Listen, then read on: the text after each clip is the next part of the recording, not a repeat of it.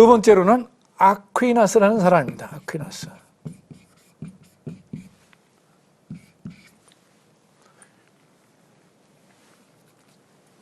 아퀴나스는 하나님은 어떻게 존재하느냐, 하나님이 존재하는 것을 어떻게 확신을 갖도록 얘기를 했느냐 하면은, 이 우주는 원인과 결과에 의해서 이 세상이 흘러간다. 그렇지 않습니까? 원인과 결과에 의해서 이 세상이 흘러간다. 이렇게 보는 겁니다. 그래서 이 원인과 결과, 그래서 원인을 추적을 하다가 보면 이제 도미노죠. 도미노의 이론이 뭐 약간 유치하긴 하지만 이것이 아퀴나스의 신존재 증명에 대해서 이해하는 데 가장 좋은 예화라고 할 수 있습니다. 이제 이것이 이렇게 쓰러집니다. 도미노 현상에 의해서 이렇게 쓰러지죠. 처음에 이것이 처음에 쓰러지지 않으면 이게 안 쓰러진다는 얘기죠. 그러니까 원인과 결과에 의해서 이 세상이 되어져 있다는 얘기입니다. 도미노 현상이 이렇게 일어나는데, 이 도미노 현상이 일어나면서 이 도미노 현상이 일어나는 내용들을 추적을 하다가 보면 최초의 원인자, 최초의 원인이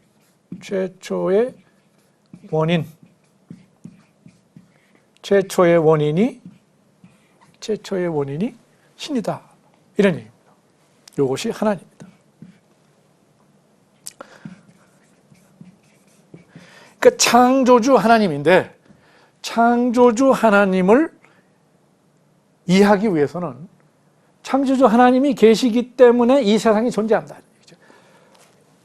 최초의 원인으로서 이 세상이 이루어졌다 하는 얘기죠. 그래서 하나님의 창조를 주장하는 겁니다. 그래서 토마스 아퀴나스는 제가 간접적으로 하나님을 알아가고 하나님의 존재를 증명하는 사람이라고 이제 말씀을 드린 적이 있는데, 세상에 되어져가는 일을 보고 원인과 결과에 의해서 이 우주가 흘러가는 모습을 보면 결국 원인의 원인을 추적하다 보면 최초의 원인자를 찾을 수 있는데, 최초의 원인자가 바로 창조주 하나님이다 하는 사실을 알게 된다는 얘기죠. 그래서 토마스 아퀴나스는 이 우주에 되어져가는 현상들을 보면 결국에는 하나님이 존재한다는 사실을 알 수밖에 없다, 그렇게 주장을 했습니다. 그 다음에 세 번째로는 목적입니다. 목적. 이 세상에는 목적이라는 게 있다, 이런 얘기죠. 목적이. 자, 제가 시계를 가지고 있습니다. 이 시계가 있는데, 이 시계는 목적이 있습니다. 몇 분이 지나면은 이 강의가 끝나고 또 몇 시에 저녁을 먹고 약속 시간을 알려주고 하는 중요한 역할을 해요. 그래서 이 시계는 시계 나름대로 시계의 목적이 있습니다. 근데 이 시계의 목적은 시계 자체가 스스로 존재하는 것이 아니라, 스스로 갖고 있는 것이 아니라, 이 시계를 만든 시계를 만든 사람에 의해서 이 목적이 있게 된다, 이런 얘기죠. 그러니까 시계의 목적이 있듯이 그러니까 이 사람들이 이제 시계를 예를 들어서 설명을 했습니다. 시계가 있고 이 시계의 목적은 시계 자체가 가지고 있는 것이 아니라 시계를 만든 시계공에 의해서 목적이 만들어진다, 이런 얘기죠. 이 세상에는 목적이 없는 것이 없다, 이렇게 보는 겁니다. 목적이 없이 존재하는 게 있느냐, 이런 얘기죠. 자, 이것도 판서를 하기 위해서 존재하는 겁니다. 이 지우개도 여기 지우는 그런 목적이 있어요. 이게 그냥 존재하는 것이 아니라 이 목적을 디자인한 사람, 이 목적을 생각하고 이것을 만든 사람이 있는 거다, 이런 얘기죠. 그것처럼 이 세상도 그냥 존재하는 것이 아니라, 세상 자체가 스스로 목적을 가지고 있는 것이 아니라 세상을 만든 창조주가 이 목적을 만들었다 이런 얘기죠. 그래서 목적을 가지고 이 세상에 존재한다 하는 얘기입니다. 이 세상에는 목적이 없이 존재하는 것이 없다. 모든 것이 목적을 가지고 있는데 그 목적은 그냥 스스로 존재하는 것이 아니라 목적은 이 세상을 만든, 이 세상을 디자인한, 이 세상을 창조한 그 창조주에 의해서 목적이 있는 것이다 이런 얘기죠. 그래서 우리가 유추해서 생각을 해보면 세상에 목적이 있다라고 하면 이 목적이 어떻게 존재하느냐? 이 목적은 바로 목적을 만든 창조주에 의해서 이 목적이 존재한다 이런 얘기죠. 그래서 목적에 대한 생각을 하면 목적을 만든, 목적을 제안한 그런 그 최초의 창조주 하나님을 생각할 수 있다 이런 얘기입니다. 그 다음에 네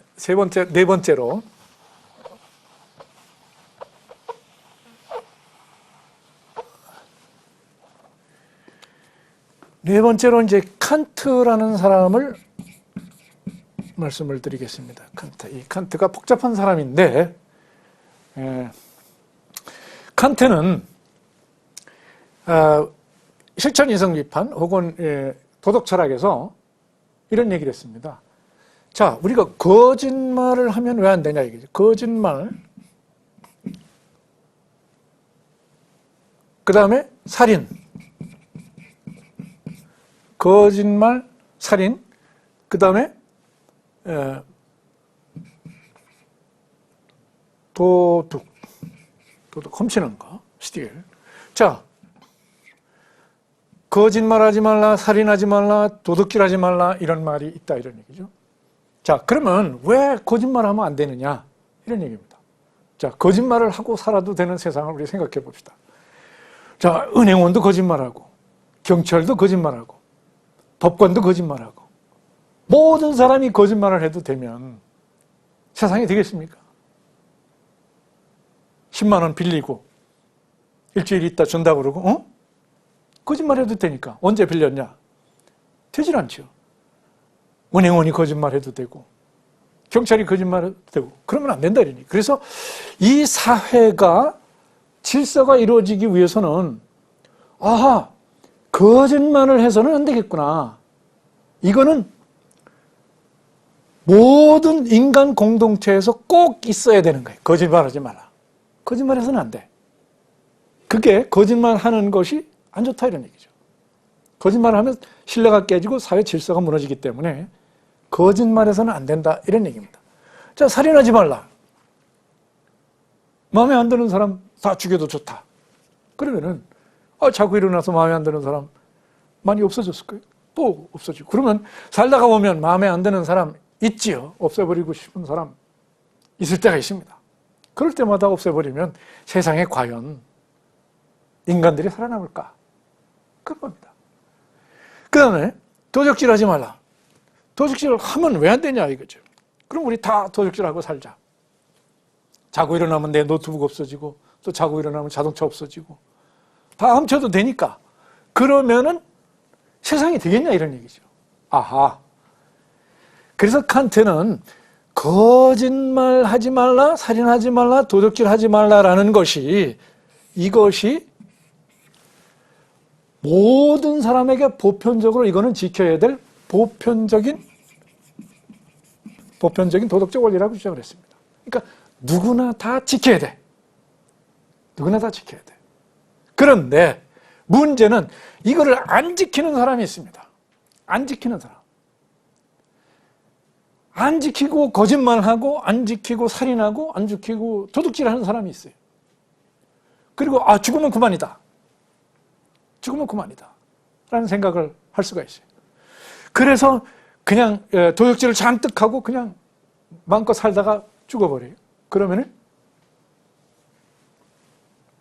어떡하냐 이런 거죠. 그래서 칸트는 그러면 안 된다.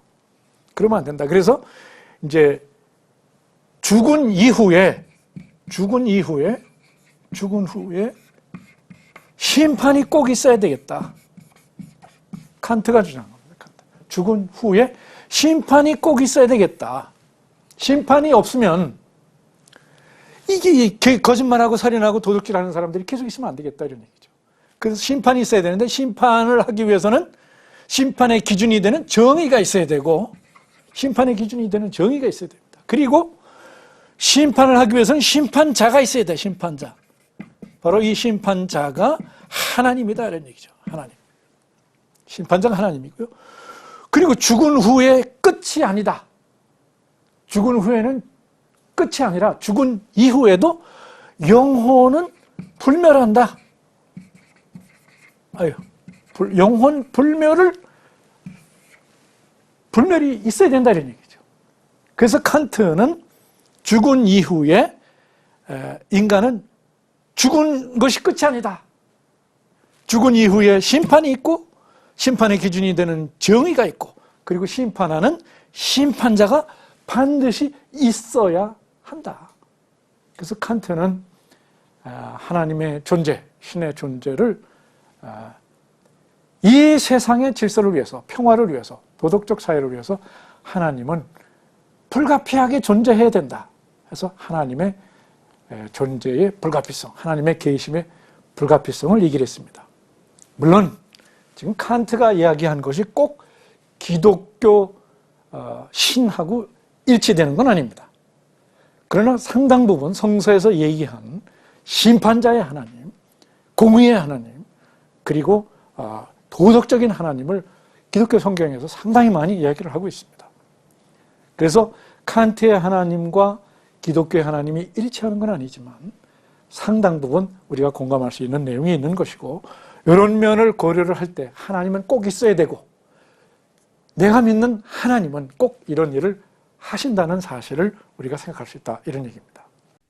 오직 복음, 오직 믿음, CTS